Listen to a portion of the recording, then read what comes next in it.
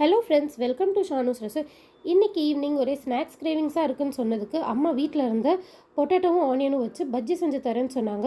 எனக்கு பயங்கர ஹாப்பி ஆகிடுச்சு. ஏன்னா பொட்டேட்டோ பஜ்ஜி, ஆனியன் பஜ்ஜி நமக்கு இங்கே லோக்கலில் கிடைக்காது. வாழைக்காய் பஜ்ஜி மட்டும்தான் கிடைக்கும்.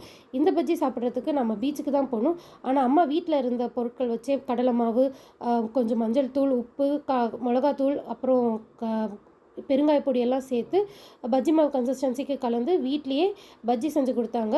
அது பயங்கர டேஸ்ட்டாக இருந்தது. அதுவும் அம்மா கையால் சாப்பிட்டதுக்கு ரொம்ப ஹாப்பியாக இருந்தது. ஸோ உங்களுக்கு இத்தனை பேருக்கு இந்த மாதிரி ஈவினிங் டைமில் பஜ்ஜி சாப்பிட பிடிக்கும்ட்டு கமெண்ட் பண்ணுங்கள். தேங்க்யூ.